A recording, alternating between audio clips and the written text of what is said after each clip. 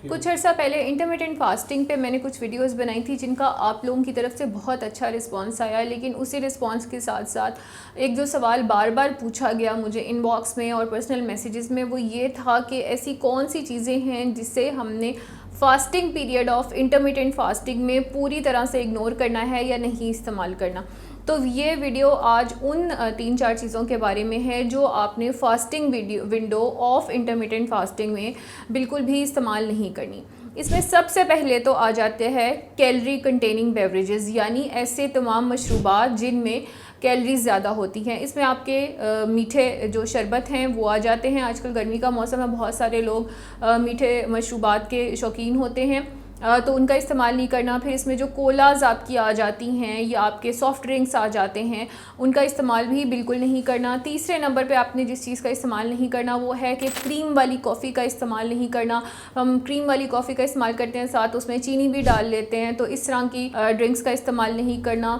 चौथे नंबर पे आपने जो चाय है उसमें चीनी का इस्तेमाल या ज़्यादा बालाई वाले दूध का इस्तेमाल नहीं करना। तो ये कुछ ड्रिंक्स हैं जिनका आपने बिल्कुल भी इस्तेमाल नहीं करना इसमें fasting period of intermittent fasting में।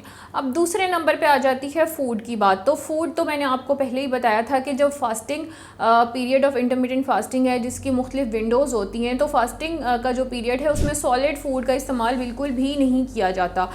चाहे आप कुछ लोगों ने पूछा था कि उसमें बॉयल अंडा खा सकते हैं या नहीं, या उसमें आप ओट मील ले सकते हैं, नहीं, उसमें आपने कुछ भी नहीं खाना। उसमें आपने low calorie food, solid food, low calorie भी है तो उसका इस्तेमाल नहीं करना, ओनली प्रोटीन भी है तो भी उसका इस्तेमाल नहीं करना। तीसरे नंबर पे जो एक क्वेश्चन मुझसे किया गया था वो ये था कि क्या फास्टिंग पीरियड में हम सप्लीमेंट्स का इस्तेमाल कर सकते हैं, क्योंकि बहुत सारे लोग इंटरमिटेंट फास्टिंग के दौरान वीकनेस महसूस करते हैं या डिजीनेस महसूस करते हैं।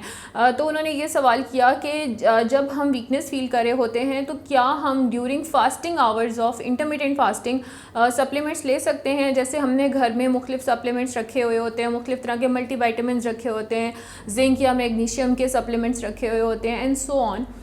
तो वो सप्लीमेंट्स आपने fasting period of intermittent fasting में बिल्कुल भी इस्तेमाल नहीं करने। जब आप फास्टिंग पीरियड को ओवरकम करके और ईटिंग वाली विंडो में जाएंगे तो फिर आप कुछ चीज़ें हैं जो खा सकते हैं। उसमें भी कुछ चीज़ें हैं जिनका इस्तेमाल रिकमेंड किया जाता है कि ना किया जाए, लेकिन ये तमाम वो चीज़ें थी जो आपने fasting period of intermittent fasting में इस्तेमाल नहीं करनी। अच्छा, अब हम थोड़ी सी बात कर लेते हैं कि आपने फास्टिंग पीरियड में कौन सी चीज़ है जो इस्तेमाल करनी है या कर सकते हैं। तो उसमें आ जाता है जी पानी। पानी का आपने बेतहाशा इस्तेमाल करना है। अगर गर्मियों का मौसम है तो कोशिश करें 12 से 14 ग्लास पानी पूरे दिन में आप अपनी फास्टिंग विंडो का उसमें ज़्यादा से ज़्यादा पानी पिएँ और पूरे दिन में इतना पी सकते हैं। अगर सर्दियाँ हैं तो पूरे दिन में 8 से 10 ग्लास, और उसके मुताबिक फास्टिंग विंडो में आप अपना जो पानी का इंटेक है उसको एडजस्ट कर सकते हैं। इससे होगा क्या कि इससे आपको वीकनेस कम महसूस होगी, इससे आपको चक्कर कम आएंगे, आपका वाटर इंटेक अच्छा रहेगा, आप हाइड्रेटेड रहेंगे,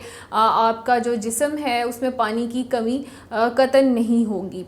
अच्छा, कुछ लोग ऐसे हैं जो फास्टिंग पीरियड में ब्लैक कॉफ़ी या चाय का इस्तेमाल कर लेते हैं, और उसमें अगर आप एज़ लॉन्ग एज़ आप उस ब्लैक कॉफ़ी में या चाय में चीनी नहीं डाल रहे, उसमें आप दूध नहीं डाल रहे, उसमें आप क्रीम नहीं डाल रहे, या उसमें बहुत ज़्यादा मलाई वाला दूध नहीं डाल रहे, तो फिर आप इस सूरत में आप ब्लैक टी या कॉफ़ी का इस्तेमाल कर सकते हैं। लेकिन अगर आप मीठी चाय पीने के शौकीन हैं या मीठी कॉफ़ी पीने के जिसमें शुगर बहुत ज़्यादा हो और उसके साथ हैवी क्रीम एडेड हो अलॉन्ग विद मिल्क, तो उस तरह के जो मशरूबात हैं वो अलाउड नहीं हैं फास्टिंग पीरियड में भी। So all you can do is पानी बहुत ज़्यादा पिए या ब्लैक टी और ब्लैक कॉफ़ी इनका इस्तेमाल कर सकते हैं। ग्रीन टी, ये सब ग्रीन टी का इस्तेमाल भी कर सकते हैं इसी फास्टिंग विंडो में।